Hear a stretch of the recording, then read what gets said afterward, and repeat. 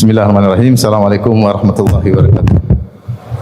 Alhamdulillahi ala ihsani wa syukru lahu ala taufiqihi wa amtinani wa asyhadu an la ilaha illallah wahdahu la syarika lahu ta'ziman li sya'ni wa asyhadu anna Muhammadan abduhu wa rasuluhu da'ila ridwani. Allahumma salli alaihi wa ala alihi wa ashabihi wa ikhwani. Hadirin dan hadirat yang dirahmati oleh Allah Subhanahu wa taala, pada kesempatan bahagia ini kita akan membahas tentang pentingnya usia muda, usia yang sebagian kita telah melewatinya dan sebagian kita sedang menjalaninya, terutama khususnya bagi anak-anak muda yang masih menjalani masa muda. Maka jangan sia-siakan masa tersebut, karena itulah masa keemasan yang dimana syariat memberikan perhatian khusus terhadap masa muda, ya. Dan harus serius untuk manfaatkan usia keemasan tersebut. Jangan sampai kemudian menyesal ketika di masa tua, yang merupakan dampak dan akibat dari masa muda yang ditelantarkan atau dibuang begitu saja tanpa dioptimalkan. Sebagaimana sering kita dengar penyesalan-penyesalan yang disampaikan oleh orang-orang yang telah mencapai masa tua. Banyak hadis yang menjelaskan tentang keistimewaan masa muda. Seperti dalam satu hadis di mana riwayat Ahmad dan dihasankan dengan sanad yang hasan, Rasulullah SAW bersabda, Inna Allaha la ya'jabu bisyabin laisa alaihi sabwah, atau kama qala Nabi sallallahu alaihi wasallam. Sungguh Allah takjub dengan pemuda yang tidak ada sabwahnya, itu tidak ada kecenderungan kepada kemaksiatan. Itu Allah kagum dengan seorang pemuda yang istiqamah, seorang pemuda yang bertakwa kepada Allah Subhanahu wa taala. Ini menunjukkan bagaimana perhatian syariat terhadap masa muda, dan ini juga isyarat akan bahayanya masa muda. Karena betapa banyak pemuda yang kemudian terjerumus dalam kemaksiatan, masa ingin coba-coba, berbagai masa dia coba-coba, masa ingin membaca segala yang ingin dia baca, termasuk membaca perkara-perkara kekufuran, kemaksiatan, hal-hal yang tidak bermanfaat. Makanya Nabi menyatakan Allah kagum dengan pemuda yang tidak ada kecenderungan kepada kemaksiatan, tapi dia istiqamah, taat kepada Allah Subhanahu wa taala. Dia meninggalkan segala maksiat dalam rangka ketaatan kepada Allah Subhanahu wa taala. Hadis yang lain juga yang menunjukkan tentang keutamaan masa muda, hadis yang masyhur tentang sab'atun yudhilluhumullah fi yaumin la dhilla illa dhilluh. 7 golongan yang Allah naungi pada hari kiamat kelak, yang tidak ada naungan kecuali naungan Allah Subhanahu wa taala. 7 golongan semuanya itu orang-orang yang hebat, ya. Sebagaimana kita ketahui, yang pertama adalah imamun adil, imam yang adil. Yang kedua, syabun nasya fi ibadatillah, anak muda yang tumbuh dalam ketaatan kepada Allah.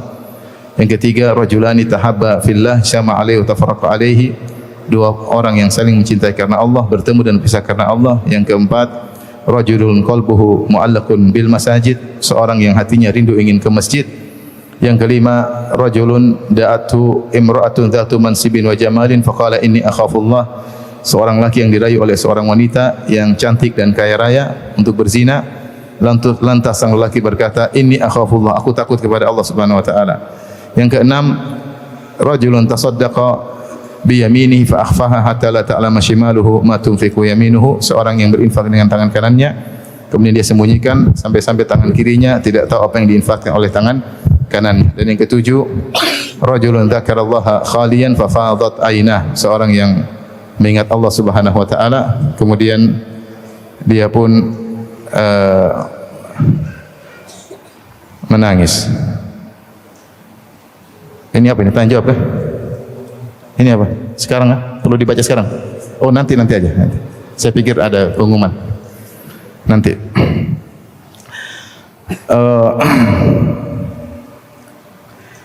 Jadi 7 orang ini adalah orang-orang yang hebat.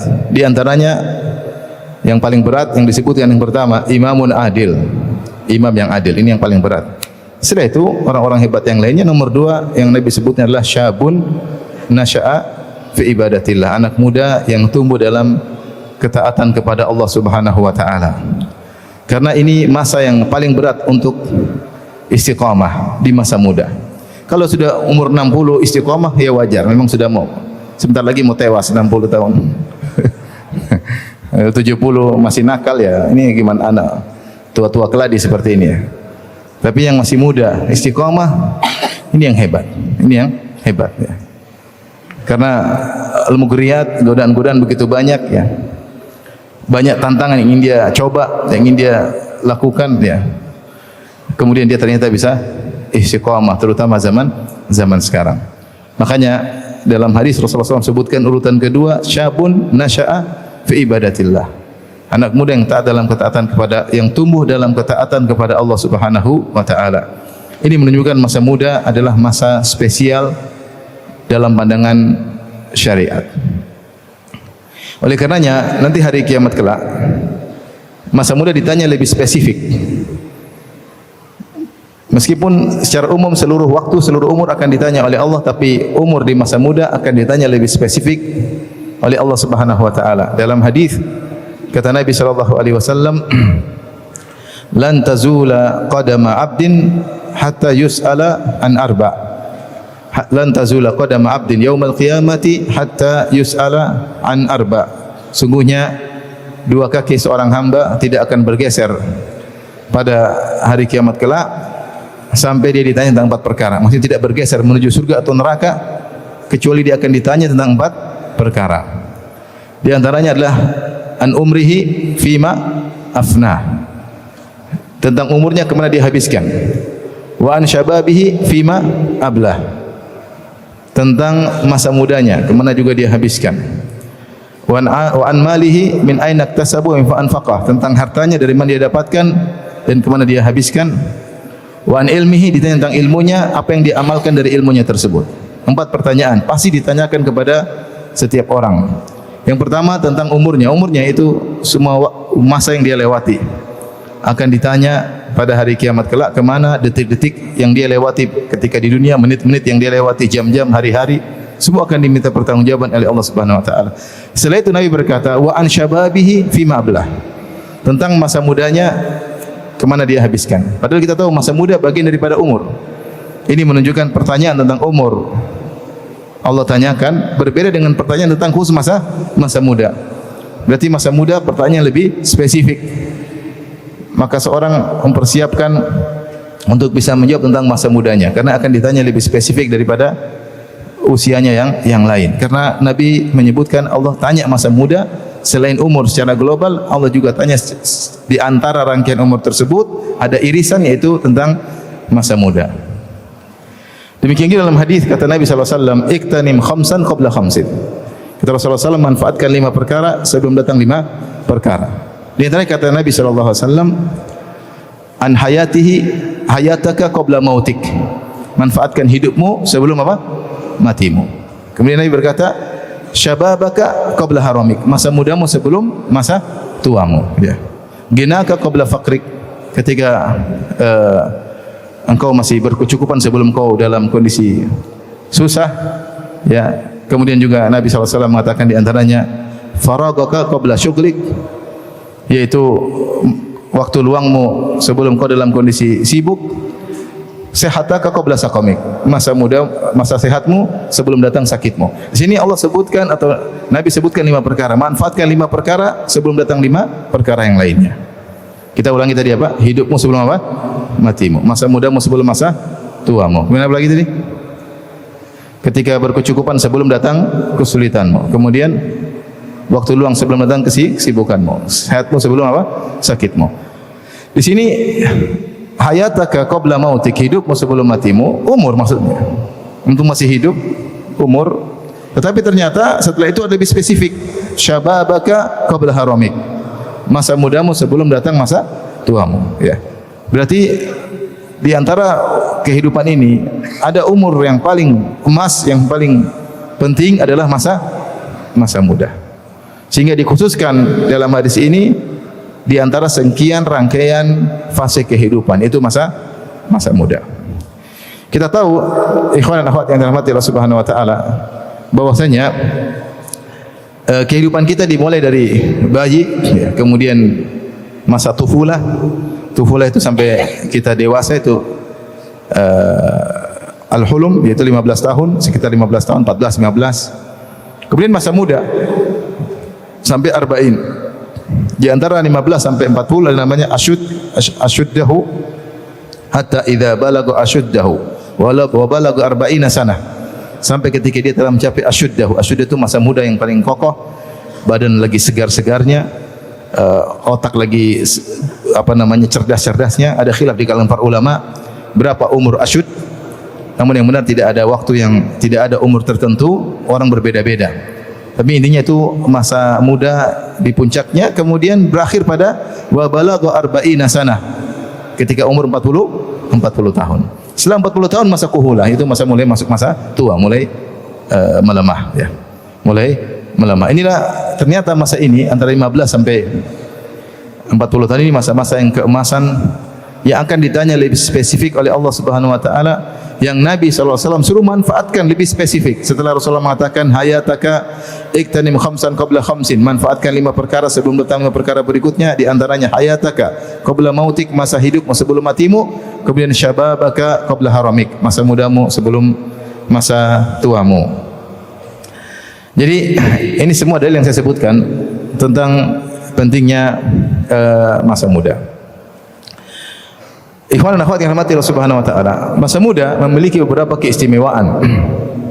Masa muda memiliki beberapa keistimewaan. Timbul pertanyaan pada para ulama, kenapa masa muda dispesifikkan setelah umur secara umum, ketika Rasulullah mengatakan lan tazula qadama 'abdin yaumal qiyamati hatta yus'ala an arba', tidak akan bergeser dua kaki seorang hamba pada hari kiamat sampai ditanya tentang 4 perkara. An umrihi fima afnah, tentang umurnya kemudian dihabiskan, wa an syababihi fima ablah, tentang masa mudanya kemudian dihabiskan. Kenapa dispesifikkan, dikhususkan pertanyaan tentang masa muda dibandingkan dengan fase kehidupan yang lainnya? Masa kecil tidak ditanya, masa tua ditanya juga, tapi kenapa dikhususkan masa muda? Ada beberapa pendapat di kalangan para ulama. Intinya mereka mengatakan masa muda itu punya keistimewaan dibandingkan dengan masa kecil dan dibandingkan dengan masa tua. Di antara keistimewaan sehingga harus ditanya oleh Allah secara spesifik pada hari kiamat kelak, ada beberapa pendapat. Di kalangan para ulama menyatakan di antaranya karena masa muda itu adalah masa yang paling aktif seseorang, yang paling hayawi, paling aktif, ya, paling aktif, paling semangat, ya, paling segar bugar, otak lagi fresh, kemudian sehingga dia adalah masa keemasan. Ini kenapa ditanya secara spesifik? Karena seorang kalau ingin produktivitas, maka di masa muda itu yang paling kuat dia bisa produktivitas. Dia kalau mau sholat malam paling kuat masa muda. Dia kalau baca Quran paling kuat masa apa? Masa muda, ya. Masa muda. Udah tua, udah mulai lemas, mulai enggak kuat. Kalau dulu kita masih belum, saya sekarang umur 44, ya. Udah tua atau masih muda?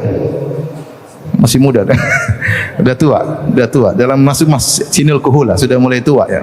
Bukan sudah memang udah tua, ya. Bukan masa muda lagi. Masa muda selesai umur berapa? 40, ya. 44 saya Masehi. Kalau Hijriyah sudah mungkin 45 atau 46, ya. Nah, kalau udah 40 tahun ke atas, beda dengan ketika masih di bawah 40. Kita dulu kalau saya safar keluar masih belum 40, saya tidak pernah peduli, tidak pernah bawa obat. Keluar kemana makan tidak pernah milah-milih. Setelah 40 tahun ke atas, di tas ada vitamin, ada obat. Kemudian beberapa bulan periksa darah. Kemudian mulai mikir olahraga apa? Teratur, ya. Mulai makan milah-milih. Sampai sebagian kawan saking ingin menjaga kesehatan dia makan sehari sekali. Ada enggak orang seperti itu? Ada, makan sehari sekali. Setelah dia punya uang banyak, dia makan sehari sekali. Harusnya kalau setelah uang banyak makan sehari 4 kali. Ternyata uang sudah banyak, makan sehari apa? Sekali. Kenapa? Umurnya udah 40 tahun lebih. Dia mulai jaga apa? Kesehatan. Waktu masih muda enggak ada pikiran tentang hal tersebut. Makan apa, kemana, enggak olahraga, mau terserah. Masih underdeal, tubuh masih apa? Kuat. Maka situlah fase muda ini 15 sampai 40 Ini masa kuat-kuatnya seorang, seger-segernya seorang, aktivitas enggak pernah letih, kesana kemari, safar kesana kemari, makan sembarang, kuat. Maka dia adalah usia yang sangat produktivitas. Sebagian ulama berpendapat, kenapa dispesifikkan, ditanya, dikhususkan masa muda? Karena masih lahir sampai 15 tahun adalah belum balik, dan belum balik tidak ditanya, tidak ada tanggung jawaban. Rufi'al qalam an thalatha, pena diangkat tidak dicatat terhadap 3 orang, di antaranya seorang masih kecil sampai apa? Sampai dia dewasa, sampai dia dewasa. Kemudian setelah 40 ke atas, 50, 60, kenapa tidak ditanya secara spesifik hari kiamat? Semua akan ditanya ya. Umur 41, 42 sampai meninggal semua ditanya, karena semua umur akan ditanya. Tapi kenapa tidak ditanya spesifik? Sebagian ulama dalam kitab Syuruhul Hadis mengatakan karena 40 ke atas Allah lebih musamahah, Allah lebih mudah memaafkan. Beda ketika masih apa? Muda. Di saatnya giat-giat, seharusnya bisa begini, harusnya bisa begitu, dia malah macam-macam.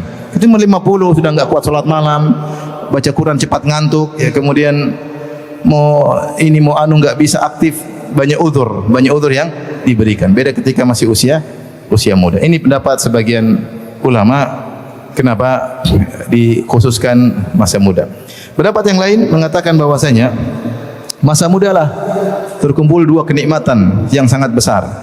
Bukankah Rasulullah SAW bersabda, nikmatani maghbunun fihi katsirun minan nas, as-sihhatu wal faragh, dalam Sahih Al-Bukhari. 2 kenikmatan yang banyak orang merugi pada 2 kenikmatan tersebut. Merugi. Kenapa rugi? Dia tidak manfaatkan dengan optimal. Dia tidak maksimalkan 2 kenikmatan tersebut, yaitu kesehatan dan waktu luang. Dan tidak ada fase kehidupan yang benar-benar terkumpulkan sehat dan waktu luang seperti masa muda. Masa muda. Kalau udah umur 40 tahun ke atas banyak pikiran. Anak-anak mulai banyak ya. Urusan mulai banyak, apalagi utang mulai banyak. Kalau masih muda enggak ada pikiran, yang utang orang tua. Jadi waktu sehat dan waktu luang terkumpul paling banyak ketika masa muda. Yang seharusnya masa muda tersebut bisa digunakan untuk aktivitas yang lebih banyak. Ada yang mengatakan kenapa ditanya secara spesifik? Karena masa muda ini adalah masa penentu dia di masa tua. Siapa yang di masa mudanya dia berhasil, dia terarah, maka setelah 40 dia akan lebih apa? Lebih terarah lagi. Tapi siapa yang dari 15 sampai 40 ngaco, biasanya setelah 40 dia biasanya tidak lazim, tapi biasanya kalau dia 15 40 tidak terarah, maka setelah 40 dia tidak akan terarah sampai meninggalnya. Ini masa-masa penentu. Masa-masa penentu seorang menemukan jati dirinya, dia begini atau begitu. Oleh karenanya jangan disepelekan antara 15 sampai 40 tahun. Ada lagi yang mengatakan bahwasanya masa muda ini adalah masa yang berbahaya dari sisi seorang muda suka coba-coba. Kenapa? Ketika dia sudah muda, umur 20, 25, dia mulai terlepas dari segala perintah-perintah yang selama ini mengaturnya. Orang tuanya bisa ngatur dia, biasanya melarang ini, melarang anu, semua sudah lepas. Dia mulai merdeka, dia mulai bebas, terlepas dari belenggu kedua orang tuanya. Apalagi kalau sudah lepas kuliah, terbelenggu dari aturan-aturan perkuliahan, aturan dosen, tugas-tugas, lepas semua, dia mulai bebas. Dan lebih berbahaya, dia mulai berani mencoba ini dan mencoba itu.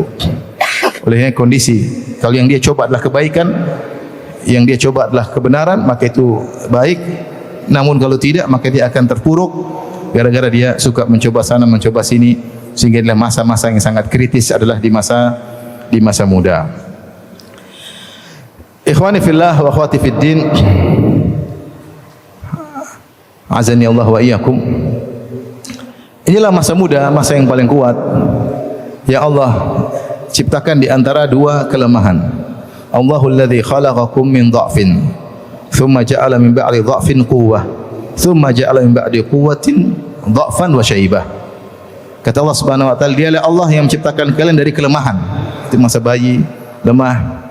Kemudian thumma ja'ala min ba'di dha'fin quwwah. Setelah Allah dari lemah, Allah berikan kekuatan. Inilah masa muda. Masa muda. Thumma ja'ala min ba'di quwwatin dha'fan wa syaibah. Kemudian Allah jadikan lemah, masa kuhulah, syaibah dan masa tua. Jadi masa muda adalah masa kuat terletak di antara 2 masa lemah. 40 ke atas mulai lemah. Kalau di puncak-puncak mulai menurun. Olahragawan kalau 40 ke atas sudah enggak main olahraga lagi, sudah enggak kuat. Kenapa? Enggak bisa. Usia tidak bisa ditipu. Faktor U. Sudah mulai lupa. Teman-teman gitu, aduh, lupa. Sampai dia pernah bawa istrinya, kemudian dia taruh istrinya, dia pulang. Istri saya mana? Lupa, ditinggal tadi. Kenapa? Faktor U. Faktor usia. Banyak, mau tidak bisa dibohongin. Kenapa? Udah 40 tahun ke atas sampai 50 tahun ke atas pasti pelupa. Kita aja manggil anak saya 6, kadang panggil keliru-keliru. Faktor U. Kalau masih 30 insya Allah enggak salah panggil. Kalau 40 ke atas ngomong ini kadang ini, ngomong Abdul Razak terkadang Umar terkadang Abdul Razak, Abdul Muhsin terkadang anak cewek dipanggil anak cowok, cowok dipanggil anak cewek. Keliru-keliru. Kenapa? Faktor usia. Jadi inilah masa keemasan yang Allah jadikan kuat di antara dua kelemahan. Namun ingat, masa muda ini cepat sekali berlalu. Antum yang muda-muda belum merasakan. Kita yang sudah 40 ke atas, kayaknya kemarin masih SMA, sekarang sudah lewat. Cepat sekali berlalu.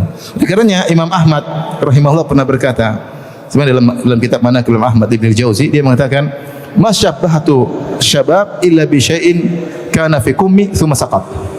Kata Imam Ahmad, aku tidak menyamakan masa mudaku kecuali seperti sesuatu yang saya bawa di kantong bajuku tiba-tiba jatuh. Maksudnya begitu cepat berlalu masa muda. Dia kayaknya baru kemarin SMA, baru kemarin kuliah, baru kemarin ketemu teman-teman, tahu-tahu sekarang sudah 40 tahun ke atas. Masa muda cepat sekali berlalu. Kalau kita mau kembali ke masa lalu, banyak yang saya sesalkan sebagaimana yang lainnya. Enggak ada masa muda yang sempurna. Coba dulu saya begini, coba dulu saya begitu, coba dulu saya tidak kenal si fulan. Kenapa dulu saya main ke situ? Kenapa? Banyak hal yang perlu kita sesalkan. Itu terlanjur qadarullah. Kita sudah masuk dalam sinnil kuhulah. Sudah mulai masa tua. Oleh karenanya, agar kita tidak terlalu banyak menyesal, kita semua akan menyesal. Tapi agar kita tidak terlalu banyak menyesal, maka perlu ada hal-hal yang kita perhatikan selama kita menempuh masa muda. Dan ini tentunya pengajian ini bukan untuk orang muda saja, yang tua juga apalagi. Kalau yang muda ya, harus perhatian terhadap waktunya, apalagi yang sudah tua ya. Maka dia harus lagi maksimal dalam perhatikan waktunya. Tapi saya khusus bicara tentang masa anak-anak muda. Oleh karenanya masa muda adalah masa yang sangat penting. Diriwayatkan dari Safiyah bintu Sirin rahimahullah, dia pernah berkata kepada para pemuda, ya ma'syarasy syabab khudhu min anfusikum wa antum syababun. Wallahi ma ra'aitul amala illa fi syabab. Kata dia, wahai para pemuda sekalian, semangatlah. Masa muda manfaatkan, semangatlah. Sementara kalian masih seriuslah ketika kalian masih muda. Maksimal ketika masih muda. Demi Allah aku tidak melihat amal yang sesungguhnya kecuali ketika di masa muda. Masa muda semangat, puasa Senin Kemis, baca Quran, salat malam, belajar ya, berbakti sama orang tua, yang bisa kita lakukan di masa muda. Kalau sudah tua banyak kesibukan. Antum yang masih muda, yang masih berbakti sama, masih punya orang tua, berbakti semaksimal mungkin. Nanti kalau sudah 40 sudah semakin sulit.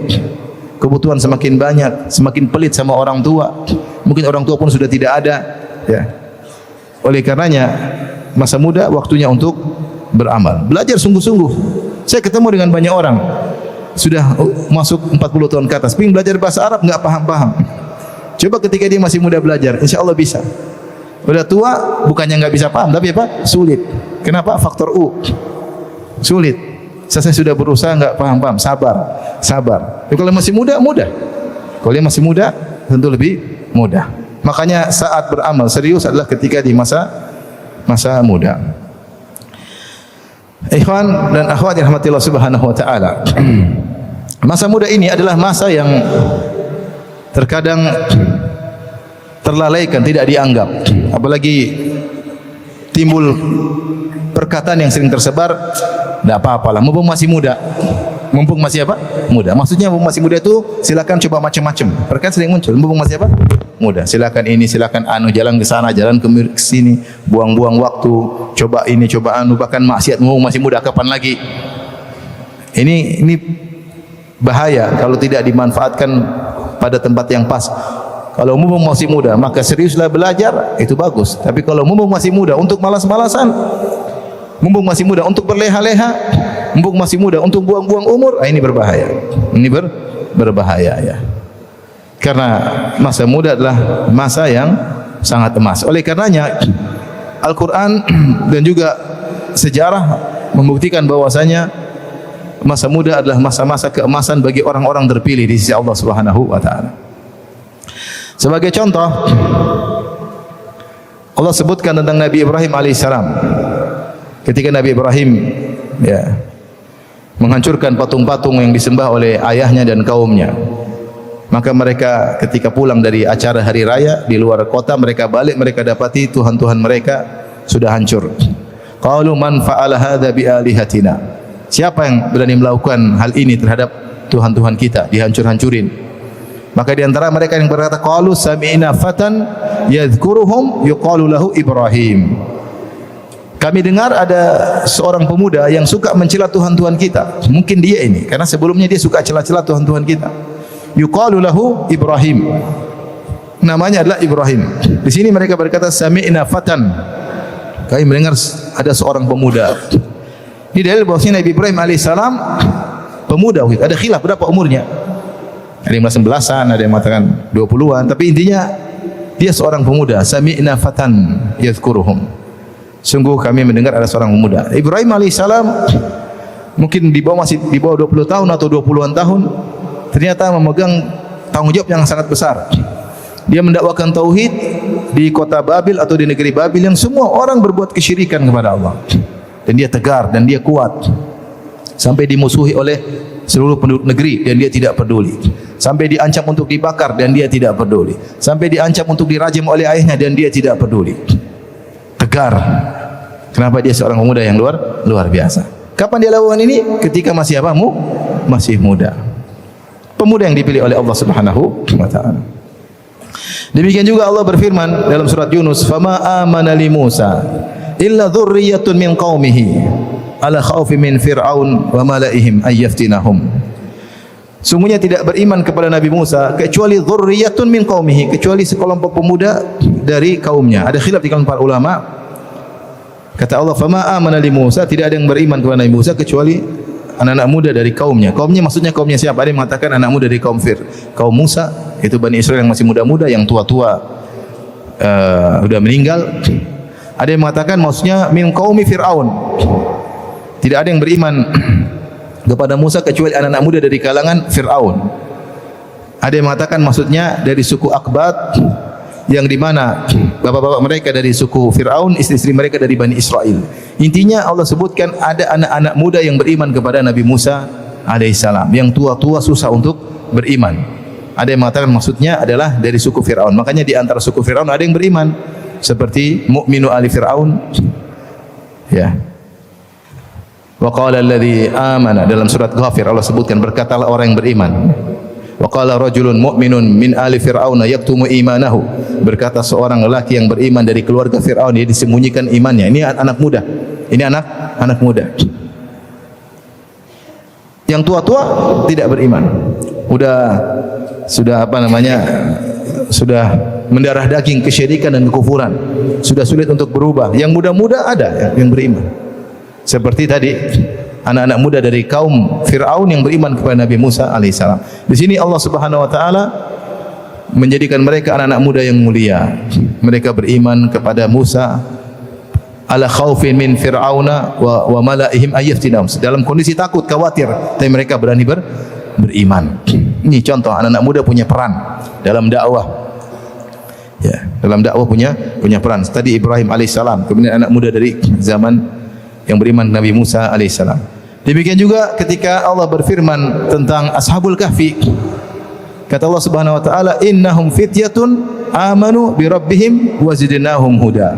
Mereka itu 7 lelaki, yang 8-nya adalah wa ikum sab'atun wa saminhum kalbuhum. 7 lelaki dan yang 8 adalah seekor anjing. 7 lelaki ini semuanya adalah pemuda.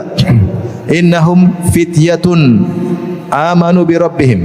Mereka adalah para pemuda yang beriman kepada Rabb mereka. Wa zidnahum huda, dan kami tambahkan bagi mereka petunjuk. Mereka anak muda yang beriman, seluruh negerinya kufur, seluruh negerinya musyrik, dan mereka beriman. Kalau kita baca sejarah Ashabul Kahfi, anak-anak muda tersebut, dan mereka banyak di antara mereka adalah pemuda-pemuda, anak-anak dari para pembesar, anak-anak dari para penguasa. Namun mereka beriman, mereka siap meninggalkan kemewahan, kesenangan yang mereka rasakan, hidup glamor yang mereka dengan kehormatan dihormati oleh masyarakat, mereka tinggalkan demi untuk beriman. Siapa mereka? Innahum fityah, mereka adalah anak-anak muda. Demikian juga Allah sebutkan ketika Nabi Yusha bin Nun yang belajar kepada Nabi Musa alaihissalam. Wa idh qala Musa li fatahu la abrahu hatta ablugha majma'al bahraini aw amdiya huquba. Ketika Musa berkata kepada sang pemudanya, siapa? Yusha bin Nun, belajar sama Nabi Musa, masih muda. Akhirnya setelah Nabi Musa meninggal dunia, dia menjadi apa? Menjadi nabi. Ini menunjukkan bagaimana Al-Quran menyebutkan tentang para pemuda kalau diberi taufik oleh Allah bukanlah generasi sembarangan. Mereka generasi yang hebat, yang sudah bisa punya kemampuan semenjak masih muda. Meskipun kebanyakannya tidak demikian, tapi ada generasi yang hebat meski masih muda, mereka sudah bisa produktivitas yang luar biasa. Contohnya tadi anak-anak muda yang disebutkan oleh Allah dalam Al-Quran. Demikian juga kalau kita lihat sejarah Nabi SAW yang berjuang anak muda. Makanya ketika Ibnu Katsir menafsirkan firman Allah, innahum fityatun amanu bi rabbihim, sungguhnya mereka adalah fityah, anak-anak muda. Maka Ibnu Katsir mengomentari, demikianlah yang banyak beriman kepada Nabi SAW adalah anak muda. Adapun anak-anak orang-orang tua, senior-senior, Abu Jahal, Abu Lahab, tidak ada yang beriman. Utbah ya bin Rabi'ah, Syaibah bin Rabi'ah, Umayyah bin Khalaf, Al-Walid bin Al-Mughirah, semua ini penjahat-penjahat besar Quraisy, orang tua semuanya, tidak ada yang beriman kepada Nabi. Yang beriman anak-anak muda. Ibnu Katsir menyebutkan hal ini ketika menafsirkan firman Allah tentang Ashabul Kahfi, innahum fityah, sungguhnya mereka adalah anak-anak muda. Lihatlah, Nabi SAW diutus menjadi nabi untuk berdakwah usia berapa? Berapa tahun Nabi? 40 tahun. Yang beriman kepada Nabi semua di bawahnya. Abu Bakar 38 tahun ketika itu, 2 tahun lebih muda daripada Nabi. Utsman kalau tidak salah 28 tahun. Abdullah bin Auf kalau tidak salah 30 tahun. Zubair bin Awam kalau tidak salah sekitar 15 tahun. Talha bin Ubaidillah kalau tidak salah sekitar 16 tahun. Sa'ad bin Waqqas radhiyallahu taala anhum kalau tidak salah sekitar 17 tahun. Dan banyak sahabat al-mubasysyiruna bil jannah yang diberi kabar gembira masuk surga rata-rata masih muda. Semua umur mereka di bawah Nabi sallallahu alaihi wasallam. Yang tua-tua udah tidak mau spekulasi, nyaman dengan yang sudah mereka rasakan. Nyaman sebagai pembesar Quraisy, nyaman dengan penyembahan terhadap berhala, sudah tidak mau berubah kondisi. Yang muda-muda semangat, ingin tahu sesuatu yang baru, ditimbang kemudian dipraktekkan, itulah anak-anak muda. Oleh karenanya Nabi SAW tidak begitu kesulitan ketika berdakwah di kota Madinah. Kenapa? Karena di Madinah rata-rata anak muda. Yang tua-tua sudah tewas semua dalam perang Al-Bu'ath. Suku Al-Aus dan suku Al-Khazraj yang tinggal di kota Madinah, mereka mengalami perang saudara. Mereka kembali kepada Qailah, disebut Banu Qailah, bersaudara, satu induk, satu rahim, nenek-nenek mereka. Dan mereka berperang saudara selama 120 tahun. Dan puncak peperangan mereka ketika Yaumul Bu'ats sekitar 5 tahun sebelum Nabi berhijrah. Di situ seluruh pembesar-pembesar semua tewas, kecuali Abdullah bin Ubay bin Salul. Dia pembesar suku Aus Khazraj dan dia dari suku Al-Khazraj yang masih hidup. Sisanya anak-anak muda. Makanya pimpinan suku Al-Aus Sa'ad bin Mu'adz masih muda radhiyallahu anhu. Pimpinan suku Al-Khazraj Sa'ad bin Ubadah masih muda radhiyallahu taala anhu. Maka ketika Mus'ab bin Umair datang kota Madinah berdakwah, mereka mudah untuk masuk Islam. Anak muda punya peran. Kalau punya tahu kebenaran, mudah untuk diikuti. Ini saya sampaikan bahwasanya jangan disangka anak muda adalah anak-anak yang tidak bisa produktivitas. Maksudnya kita jangan sepelekan mereka. Kalau mereka punya kemampuan, kita tempa ya. Ya. Kalau mereka punya kemampuan, mereka terpilih oleh Allah Subhanahu wa taala, maka jangan kita sepelekan. Dan itulah yang kita lihat zaman dahulu, bagaimana anak-anak muda yang memiliki kelebihan diberikan posisi oleh Nabi sallallahu alaihi wasallam. Seperti ketika Nabi SAW misalnya ketika Fatu Makkah, Rasulullah SAW kemudian ketika meninggalkan Mekah, Rasulullah SAW mengangkat amirnya siapa? Attab bin Usaid radhiyallahu anhu, masih muda. Mungkin 20, kurang dari 20 tahun. Situ ada Abu Sufyan, ada yang lain, tapi Rasulullah pilih yang masih muda. Kenapa? Dia memiliki kelebihan. Memiliki kelebihan. Demikian juga Rasulullah SAW pernah menjadikan misalnya Usama bin Zaid radhiyallahu anhu untuk memimpin pasukan untuk berperang ke negeri Romawi menjelang Rasulullah SAW wafat. Dan akhirnya ketika pasukan Usama sudah berjalan sampai di Al-Jurf, itu belum jauh dari kota Madinah, Rasulullah SAW meninggal dunia. Tapi intinya dia masih muda, mungkin 17 tahun ketika itu. Maksud saya, anak-anak muda kalau memiliki kemampuan, maka jangan disepelekan.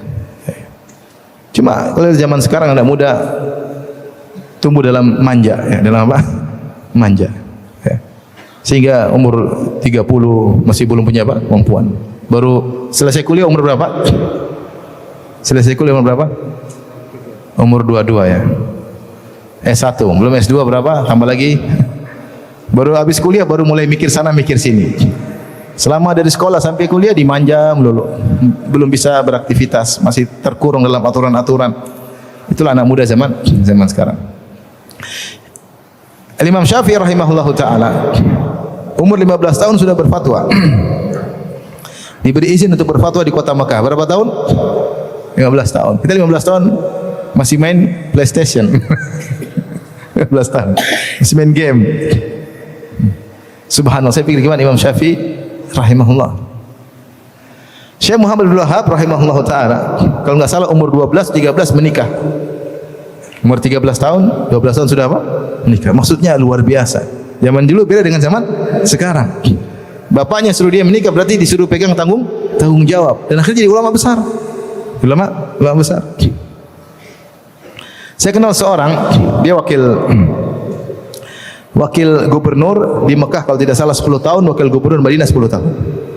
Dia datang ke Indonesia 2 kali, ngobrol sama dia. Masya Allah.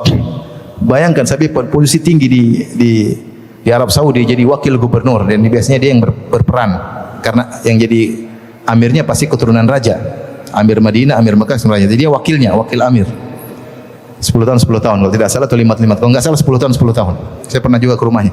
Beliau cerita, beliau menikah ketika masih SMA. Orang tuanya suruh nikah. Dia menikah, tinggal sama istrinya di rumah orang tuanya sampai punya anak. Setelah punya anak 2 baru kalau tidak salah baru pindah rumah. Artinya masih kecil sudah dikasih tanggung jawab, terlatih untuk diberi apa? Tanggung jawab. Makanya maksud saya kalau kita lihat anak-anak kita punya kemampuan, jangan kita sepelekan. Masih kecil, jangan, enggak. Kalau dia punya kemampuan, kasih. Tentu tidak semua. Lihatlah Ibnu Abbas radhiyallahu ta'ala anhuma ketika Umar bin Khattab radhiyallahu anhu mengumpulkan para pembesar-pembesar untuk rapat, dia masukkan Ibnu Abbas radhiyallahu anhu. Ayo ikut rapat. Orang-orang pada heran. Kenapa Ibnu Abbas dimasukkan? Kenapa anak-anak kami enggak? Masih muda. Kata Umar, dia beda. Ahli tafsir, punya ilmu, punya kelebihan, ya, punya kemampuan. Ketika ada seorang pemuda berbicara di hadapan Umar bin Abdul Aziz, dia ingin ngomong, maka Umar bin Abdul Aziz mengatakan kabir, biar yang lebih besar, yang lebih tua. Maka anak muda itu bertanya, wahai Amirul Mukminin, in kana al-amr fis sin, kalau perkaranya masalah umur, yujad fil muslimina man huwa asannu minka, di antara kaum muslim ada yang lebih tua daripada Anda. Kalau urusannya urusan apa? Urusan umur. Ada yang lebih tua daripada Anda, yang mungkin kalau masalah umur berarti ada yang lebih tua dan dia mungkin jadi Amirul Mukminin, bukan Anda. Akhirnya dia bilang silakan berbicara. Maksud saya, jangan sepelekan masa muda. Oleh karenanya kalau sejarah telah menyebutkan bahwasanya ada orang hebat yang hebat sejak masa muda mereka, dan mereka sudah memegang tanggung jawab yang besar, mereka sudah memiliki peran yang besar ketika masih muda, yang tadi semua kita sebutkan dalam Al-Quran maupun dalam hadis-hadis Nabi sallallahu alaihi wasallam. Tentu tidak semua. Oleh karenanya seorang yang diberi anugerah masa muda jangan menyepelekan masa ini. Nah, di akhir pembahasan ini saya akan menyampaikan tentang beberapa wasiat-wasiat hendaknya diperhatikan oleh para pemuda, ya. Kita sudah lewat, qadarullah, masa muda sudah apa? Lewat. Agar jangan terlalu banyak penyesalan. Agar yang tidak terlalu banyak penyesalan, mumpung masih muda, mumpung masih muda. Karena masa muda itu sangat cepat. Tadi kata Imam Ahmad rahimahullahu taala, "Ma syabbahtu syababa illa bi syai'in kana fi kummi thumma saqat." Aku tidak memisalkan masa mudaku kecuali seperti sesuatu yang ada di genggamanku, di kantongku, kemudian jatuh cepat sekali. Al-Imam Ahmad lahir 164 Hijriah, wafat 241 Hijriah. Itu usia beliau 77 tahun. 77 tahun. Dan beliau menyampaikan masa muda begitu cepat hilang, cepat selesai. Oleh karenanya masa yang begitu cepat selesai ini jangan kita sepelekan, karena dia akan ditanya secara spesifik, secara khusus oleh Allah Subhanahu wa taala pada hari kiamat. Berikut ini beberapa nasihat yang mungkin bisa jadi bahan pertimbangan kepada para pemuda dan juga bagi para orang tua yang sudah terlanjur tua, qadarullah, untuk bisa merenungkan kembali nasihat tersebut meskipun sudah melewati masa muda. Di antaranya ikhwan dan akhwat, para pemuda dan pemudi secara khusus, jangan coba-coba bermaksiat, hindari kemaksiatan. Dan itu mudah bagi para pemuda dengan cara jangan mendekati. Ustaz, bagaimana cara meninggalkan maksiat? Jangan dekati, itu saja. Untuk tidak mendekati sesuatu yang sangat mudah. Tapi kalau sudah dekat, sulit untuk menghindar. Terus bagaimana caranya biar mudah menghindar, tidak terkena maksiat? Jauhi. Makanya Allah berfirman, wala taqrabu zina. Jangan dekati apa? Zina. Allah tidak mengatakan wala tasnu, jangan berzina, enggak. Tapi Allah larang jangan mendekati, wala taqrabu zina. Artinya semua sebab yang bisa membuat engkau terjerumus dalam zina, maka jauhilah. Dan banyak hal. Sebagian ada seorang muda datang depan saya menangis. Dia tidak bisa meninggalkan kebiasaan dia nonton film-film yang tidak benar. Kenapa? Dia terlanjur. Sungguhnya perkara sangat mudah. Jika seorang tidak mengklik, selesai. Yang jadi masalah kalau dia klik. Kalau dia klik, dia nonton.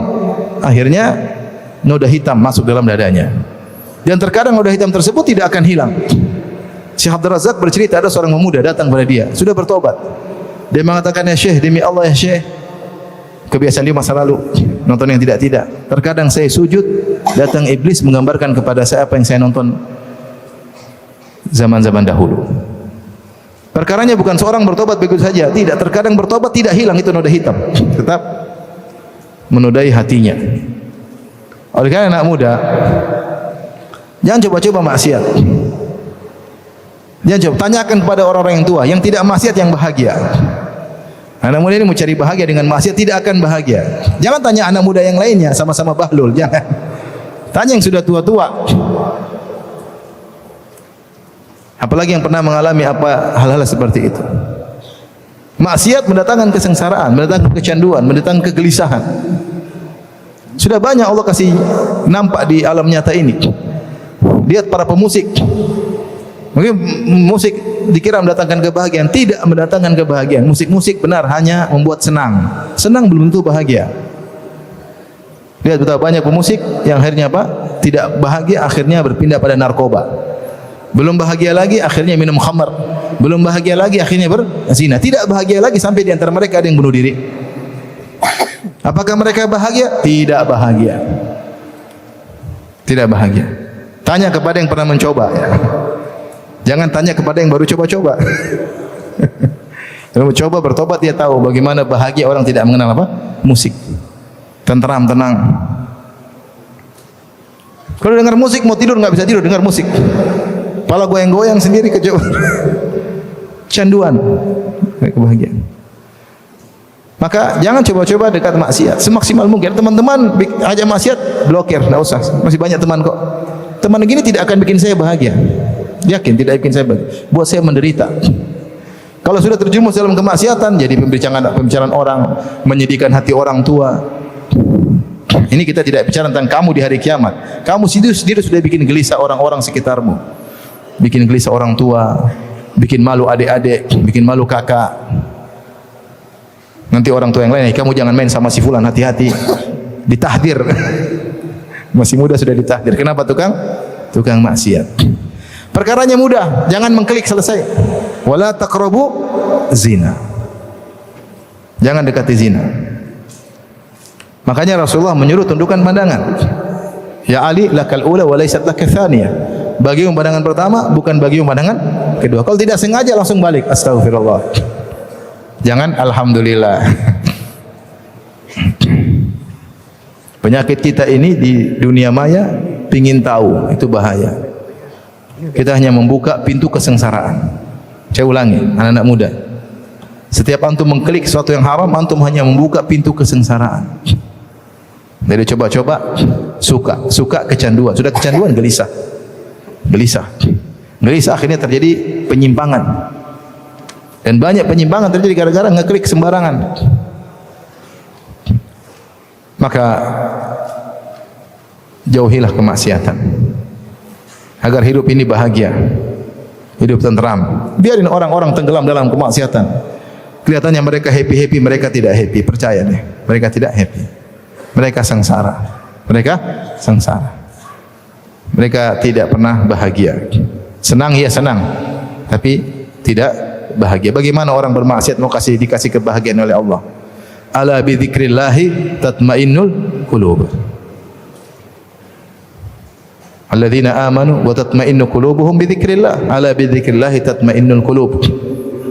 Orang-orang yang beriman dan tenang hati mereka dengan mengingat Allah, ketahuilah dengan mengingat Allah maka seorang akan tenang hatinya, akan bahagia.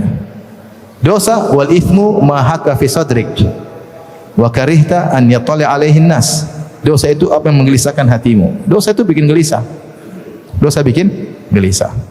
Maka kamu masih muda, jangan coba-coba untuk maksiat. Di antara kekonyolan coba-coba pengen merokok, jangan. Orang pengen merokok itu apa manfaatnya? Enggak enak, bikin batuk, tapi apa? Supaya kelihatan gagah, ya. Kelihatan apa? Gagah. Keren kalau merokok. Iklannya orang badan perkasa merokok. Jadi dia badan perkasa, dia merokok, bukan merokok yang bikin badan dia jadi apa? Gagah perkasa. Kalau antum cross krempeng ngapain? Kebodohan aja orang yang mau coba-coba rokok karena enggak ada faedahnya. Akhirnya coba-coba, akhirnya jangan coba sekalipun, jangan coba.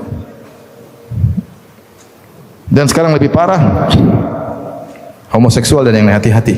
Jadi ini bukan saatnya mencoba-coba maksiat. Sudah tahu maksiat tinggalkan, jangan coba-coba. Saya ulangi lagi, kapan antum mengklik maksiat, antum sedang mengklik kesengsaraan, dan kesengsaraan terkadang terbawa sampai antum menikah, saya punya anak, kesengsaraan tersebut tidak akan hilang. Kalau sudah hati dikasih noda hitam, sulit untuk hilang. Tanya kepada yang sudah mencoba. Ya. Allahul musta'an. Ya. Di antara cerita menarik, ada seorang ulama At-Tabari sebutkan dia pernah naik kapal, naik perahu dengan anak muda. Kemudian ketika sampai di pinggiran dia loncat, maka orang tegur dia. Kenapa loncat kayak gitu, sudah tua? Maka dia mengatakan, hadhihi jawahiruna hafidnaha 'anil ma'siyah fi sighar fa hafidhahallah fil kibar. Inilah tubuh saya ketika masih muda, saya jaga dari maksiat ketika saya masih muda. Ketika saya tua, Allah jaga anggota tubuh saya, tubuh saya. Maksudnya dengan tidak bermaksiat, Allah memberikan keberkahan kepada anggota tubuhnya. Tapi ini yang pertama, jauhi maksiat.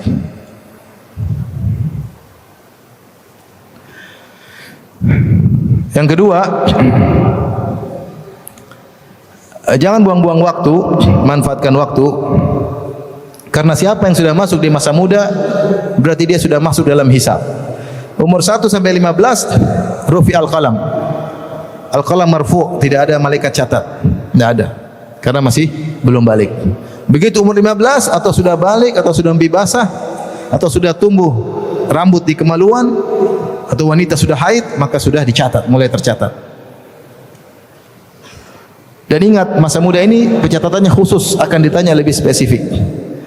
Sebagian orang anak muda, mereka mengatakan masih muda, masih umur panjang dibandingkan umur 60. Anak muda dan yang umur 60, 50 tidak ada bedanya dalam pencatatan amal oleh malaikat, tidak ada bedanya. Sama-sama mulai masuk dalam ujian. Sama-sama dicatat amal, perkataannya, penglihatannya, pendengarannya, semua dicatat oleh malaikat. Tidak ada dibedakan antara muda dan apa? Tua. Beda kalau masih 13 tahun, masih 12 tahun, nggak ada masalah.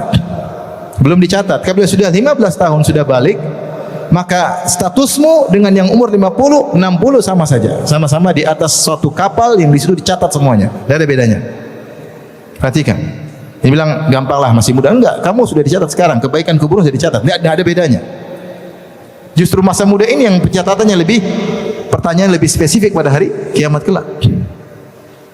Yang kedua, jangan bilang kita kan masih muda, umur panjang, 60, 70. Secara global iya. Secara global orang yang sudah umur 50, 60 secara statistik, perhitungan persentase memang benar yang umur tua lebih dahulu meninggal. Itu secara global. Tapi secara fard, person tidak. Secara person, bukankah banyak anak muda yang meninggal? Banyak. Umur masih kecil aja banyak yang meninggal. Masih muda juga banyak yang meninggal tanpa sakit atau meninggal dunia. Ketabraklah apalah meninggal. Maka umur kita misalnya 20, jangan kita bilang umur saya masih panjang, karena persentase menunjukkan bahwasanya yang tua lebih dulu mati. Benar, itu secara global. Kalau perhitungan total, tapi kalau satu persatu, kamu sama umur 50 sama saja, tidak ada bedanya. Masih ada kemungkinan besok mati sebagaimana kau juga besok mati atau sekarang mati mungkin. Sehingga persentase antara hidup dan mati sama-sama 50% jika ditinjau person. Ini kadang-kadang anak-anak muda, masih muda. Kan yang meninggal orang tua itu secara global benar. Tapi kalau secara person belum tentu. Banyak yang meninggal lebih muda daripada saya, banyak sekali. Betapa banyak orang tua anaknya meninggal lebih dulu, banyak. Oleh karena jangan bilang masih panjang umur, belum tentu. Ya. Maka seorang udah tahu dia sudah masa muda, serius. Jangan Jangan buang-buang waktu. Ini yang jadi masalah. Kadang anak muda menjadi malas gara-gara masih muda. Masih panjang. Nanti 40 tahun lah baru saya gini. Saya tobat nanti aja lah. Kamu kapan tobat? Nanti udah 40 baru saya tobat. Emang umur sampai 40? Belum tentu. Justru masa muda tadi dicatat dan ditanya lebih spesifik oleh Allah Subhanahu dalam hadis tadi yang kita sebutkan, wa an syababihi fima ablah, akan ditentang masa mudanya kemana dia habiskan. Kemudian yang berikutnya, di antara mungkin nasihat yang perlu diperhatikan oleh anak muda,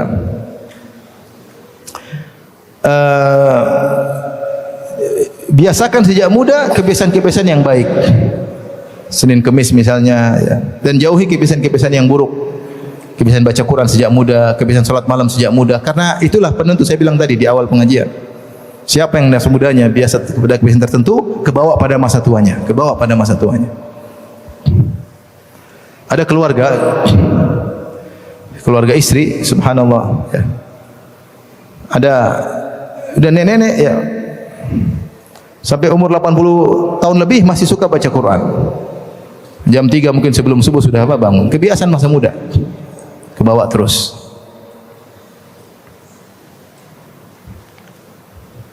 Juga dulu saya punya mertua rahimahullah sudah meninggal, kebiasaan sholat malam. Sampai dia tua, sholat malam tidak pernah ditinggal. Itu dari mana? Dari masa muda. Kalau kebiasaan akan terus berlanjut. Ada orang yang masih muda kebiasaan sholat duha, sampai tua dia kenapa sholat duha. Sampai ibu mertua saya waktu beliau masih hidup, saya lagi main ke Makassar, kadang digedor pintu, Firanda, sholat malam, Firanda. Dalam hati saya, ini ustadz dibangunin. Tapi dia tidak peduli. Bangun katanya sebelum subuh. Ya mak, kebiasaan. Masih muda, kebiasaan nakal sampai tua nakal melulu. Merubah kebiasaan enggak mudah. Oleh karenanya masih muda, biasakan melakukan yang baik. Akal akan terbawa. Biasa baca Quran akan terbawa terus. Biasa sedekah masih muda terus. Insya Allah. Sekarang masih pelit, latihan untuk apa? Enggak pelit. Nanti ke bawah terus. Pelit masih muda, tua lebih pelit lagi. Karena banyak kebutuhan. Nah, kalau kebiasaan buruk, repot. Saya sering sampaikan, bayangkan seorang di masa mudanya dia sering nonton film misalnya. Ya, banyak orang udah ngaji, tidak bisa meninggalkan film. Kenapa? Masa mudanya suka nonton apa? Film. Belum bisa dia tinggalkan. Saya Tapi ada yang daftar ke sebuah pondok, ditanya orang tuanya sendiri, ditanya anaknya sendiri. Tanya sama orang tuanya, gimana? Anak-anak suka nonton film enggak? Oh, enggak ada.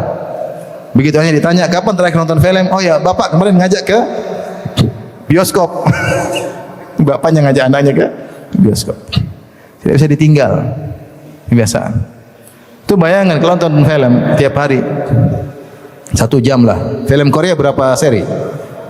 Drama Korea ya. Tiap hari 1 seri nonton aja. 30 hari 30 jam semua masuk dihisap. Nanti folder di hari kiamat, folder film Korea. Entah berapa seri nonton. Ngeri. Folder film apa? Korea. Cicil tiap hari, cicil maksiat. Kebiasaan nanti sampai tua berubah. Oleh karenanya, mumpung masih muda, biasakan dengan satu kebiasaan, nanti akan terbawa insya Allah sampai hari tua. Dibiasakan, karena kebiasaan seorang sudah terbiasa dengan sesuatu, ya, maka sulit dia lepas. Biasanya terus akan dibawa, terus biasa sholat malam, biasa sedekah, biasa Senin Kemis, biasa berbakti sama orang tua, biasa ramah sama tetangga. Biasakan, mumpung masih muda, masih susah, bisa dirubah-rubah. Yang biasa buruk bisa dirubah. Kalau dia tua sudah susah. Makanya susah kita dawai orang tua. Kenapa? Sudah mendarah daging. Dia udah hobi dengan kebiasaan dia, tidak mau dirubah. Susah. Masih muda masih bisa. Sudah berubah kepada kebaikan, bertahan terus dan seterusnya. Kemudian nasihat juga buat para pemuda. Ya. Jangan terlalu risau dengan masa depan. Pikirkan yang terbaik yang bisa kau lakukan sekarang. Sekarang apa? Belajar yang terbaik. Orang tua sudah kasih biaya, belajar fokus yang terbaik. Jangan pikir mau rubah negara lah, mau rubah apa, mau rubah kampung, itu di luar kemampuanmu nanti. Yang kau bisa lakukan sekarang, fokus. Sampai beberapa mahasiswa, Ustadz bagaimana nanti kalau kita pulang ke tanah air? Bilang jangan pikir, kau sekarang belajar yang baik. Kau pikir pun nggak bisa kau lakukan apa-apa. Mau pikir nanti percuma, apa yang kau bisa? Enggak, yang bisa kau lakukan yang terbaik sekarang, belajar yang terbaik. Jadi ustadz yang benar, jadi penuntut ilmu yang benar. Kalau belajar dunia, belajar yang benar, belajar agama, belajar yang benar. Itu yang terbaik kau lakukan, nanti baru kau bisa baru pikir nanti yang luas sana. Kata sebagian orang yang menawarkan kunci kebahagiaan, kalau kau tidak bisa memikirkan seluas dunia ini, pikirlah yang bisa kau pikirkan. Karena kau pikirkan terlalu luas, kau tidak mau berbuat apa. Mending kau pikirkan yang bisa kau beraktivitas di situ, bisa punya peran dalam situ, pikirkan. Mikir terlalu besar juga nggak bisa apa-apa. Cuma ngenes, sakit hati, nggak bisa apa-apa. Ya, pikirkan yang bisa kau punya peran di situ, agar bermanfaat hidupmu daripada sekedar menerawang pada hal yang di luar kemampuanmu. Maka anak muda maksud saya, jangan terlalu pikir ke depan nanti mau apa. Masalah rezeki nanti urusan Allah Subhanahu wa taala. Masalah jodoh juga urusan. Jangan pikir sampai sekarang istri saya siapa, nanti masih jauh. Belajar yang benar dulu, belajar yang benar. Berbakti sama orang tua, nanti ada saatnya mikir. Sekarang jangan dulu. Fokus pada yang bermanfaat. Kemudian nasihat berikutnya, jangan terlalu hidup bermanja-manja. Umar pernah menasihati ikhshawsinu wa tama'dadu, ya. Itu Umar bin Khattab pernah menasihati, yaitu agar seorang hidup jangan terlalu manja-manja. Wa tama'dadu itu ikut seperti Ma'ad, yaitu nenek moyangnya Nabi Muhammad SAW, nenek moyang Quraisy, itu hidup dengan hidup keras. Maka seorang muda jangan manja meskipun orang tuanya kaya. Ya. Jangan hidup berfoya-foya selalu. Jangan hidup senang-senang selalu, ya. Harus juga lakukan hal-hal yang terkadang berat dalam kehidupan ini, karena ketika kita lepas dari orang tua banyak ujian dalam kehidupan ini. Dan hidup ini pasti ada ujian, ya. Maka jangan terlalu bermanja-manja, berfoya-foya. Mumpung katanya masih ada orang tua, jangan. Kita senang-senang menerima pemberian orang tua, tapi juga jangan bermanja-manja. Hidup berusaha mandiri, latih sejak masih muda. Hidup mempunyai pertanggungjawaban, ada tanggung jawab kita pegang, latihan. Agar kita punya latihan-latihan yang kita lakukan selama masa muda. Nanti kalau sudah tua, kita sudah siap, atau lepas dari orang tua, kita sudah siap menghadapi banyak cobaannya. Kalau misalnya lagi belajar di luar kota, jangan terlalu manja-manja, coba hidup mandiri, berusaha. Meskipun orang tua mampu, ini kita dapat subhanallah sebagian teman-teman meskipun mereka kaya, anak mereka tidak berfoya-foya, tidak bermanja-manja. Dan sebagian mereka tidak lepas uang juga kasih anak-anaknya, padahal uang mereka banyak. Kenapa? Untuk didik anak supaya tidak manja. Kita ingin mendidik anak yang kuat dalam menghadapi problematika kehidupan di kemudian hari. Maka mereka harus punya tanggung jawab yang harus mereka kerjakan. Jadi jangan terlalu berfoya-foya, masih muda, tapi hidup juga terkadang ada susahnya, terkadang sulitnya, terkadang berbagi kesulitan. Ya, ada orang kita bantu dia seperti itu ya.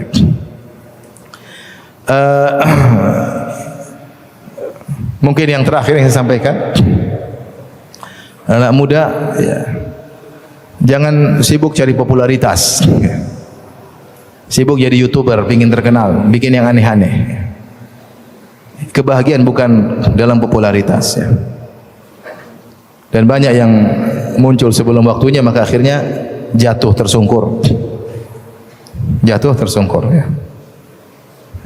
Jangan hubut tasaddur, ingin tampil. Terutama yang belajar agama, jangan ingin apa sedikit tampil. Sedikit harus di YouTube kan, harus ini, harus jangan ya. Karena mungkin kafaah belum ada, kemampuan belum ada ya. Kapasitas belum ada. Akhirnya kalau tidak menyesatkan, terkadang ketika dia terkenal dia tidak mampu untuk menghadapi akibat dari ketenaran tersebut, hatinya tidak mampu. Ini contoh, ada sebagian orang misalnya dia punya anak, saking sayang anaknya, kemudian anaknya misalnya dijadikan imam di masjid besar. Anaknya mungkin hafil Quran, tapi dia enggak mampu menghadapi itu. Orang hormat sama dia, hatinya tidak mampu. Akhirnya bisa jadi ujub, bisa jadi sombong, bisa jadi macam-macam. Demikian juga anak muda yang kemudian muncul di YouTube misalnya, menyutupkan dirinya sendiri dengan berbagai macam gaya, terkadang tidak mampu dia. Tidak mampu menghadapi ketenaran, hatinya tidak gampang menghadapi ketenaran. Maka dan akhirnya manfaat tidak banyak, sekedar popularitas, kemudian berjalan dengan waktu hilang. Sebagian orang mengatakan, jadilah engkau seperti biji, jangan muncul sebelum waktunya. Dia dalam tanah sampai kuat, sudah tumbuh, akarnya kuat, baru kemudian muncul. Itu baru bermanfaat. Tapi kalau akarnya belum kuat langsung muncul, cepat jatuh. Ada istilah tazabbaba qabla an yatahasram. Dia menjadi zabib sebelum menjadi tahasram. Itu istilah para ulama. Jadi zabib itu apa namanya? Anggur. Kemudian marhala berikutnya hijau tapi mulai mengering, kemudian menjadi zabib. Jadi apa? Apa nama bahasa Indonesia? Kismis ya. Dia jadi kismis sebelum melewati marhalah sebelumnya. Jadi untuk tampil itu ada marhalah harus dilewati. Sekarang orang ini pingin tampil, akhirnya sibuk bikin konten tiap hari. Dia tidak punya dasar yang kuat. Kalau populer pun dia tidak mampu menghadapi popularitas tersebut. Apalagi masalah agama, hati-hati. Betapa banyak orang suka apa? Popularitas, muncul YouTubekan dirinya, inilah lagi anulah, di YouTubekan sendiri. Akhirnya dia tidak kuat. Hati tidak mudah menghadapi apa? Fitnah popularitas ya. Nanti belajar yang baik, ada saatnya. Bahagia tidak harus populer. Betapa banyak orang populer tidak bahagia. Tapi ini saja pada para pemuda dan para pemudi, mumpung masih di usia muda, manfaatkan waktu sebaik-baiknya. Sebagaimana tadi kita sebutkan, jangan meremehkan diri, semangat. Ya, kita bisa berbuat ketika masih muda dan akan ada hasilnya yang berlanjut setelah kita mencapai usia tua. Wallahu taala alam bisawab.